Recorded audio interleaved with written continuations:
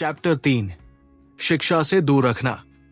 अगर किसी को सैकड़ों वर्षों तक गुलाम बनाए रखना हो तो तलवार की जरूरत नहीं होती, बस उसे शिक्षा से दूर कर दो। महात्मा फुले ने इसी सबसे गहरे जहर को पहचाना। उन्होंने देखा, समझा और अनुभव किया कि ब्राह्मणवाद ने शूद्रों के हाथ से सबसे पहले क्या छीना? शिक्षा। क्योंकि शिक्षा सवाल पैदा करती है और सवाल सत्ता को डराते हैं, इसलिए हजारों वर्षों तक शूद्रों को पढ़ने नहीं दिया गया। शिक्षा को ब्राह्मणों की बपौती बना दिया गया, जिसे कोई और छू भी न सके। जहां एक बच्चा ब्राह्मण होकर वेद पढ़ सकता था, वही एक शूद्र बच्चा अगर पढ़ने की कोशिश करता तो उसके हाथ काट देने के नियम बनाए गए, उसकी आंखें फोड़ देने की चेतावनी दी गई, उसके कानों में सीसा उड़ेल देने की बात कही गई।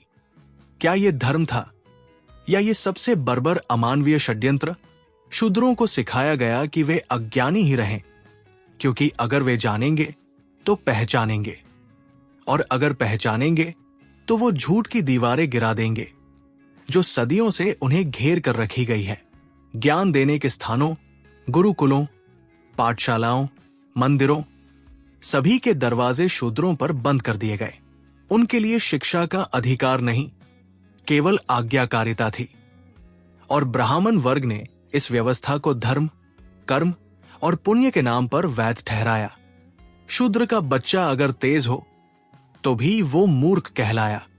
ब्राह्मण का बच्चा अगर अज्ञानी हो तो भी उसे विद्वान समझा गया। फुले ने कहा, शिक्षा के बिना इंसान केवल शरीर है।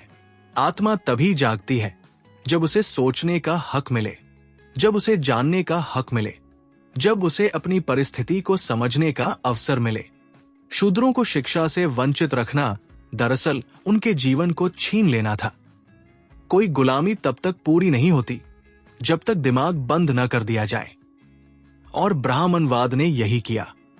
फुले ने स्कूल खोले शूद्रों और महिलाओं के लिए, हर उस आत्मा के लिए जो अब तक अंधकार में थी। उन्होंने उस गुफा में पहला दीपक जलाया जहां सदियों से केवल चुप्पी और डर था। उन्होंने कहा, अगर तुम आजाद होना चाहते हो तो कलम उठाओ, अगर तुम इच्छ चाहते हो तो ज्ञान लो, अगर तुम इंसान कहलाना चाहते हो तो पहले खुद को जानो। शिक्षा ही असली शक्ति है।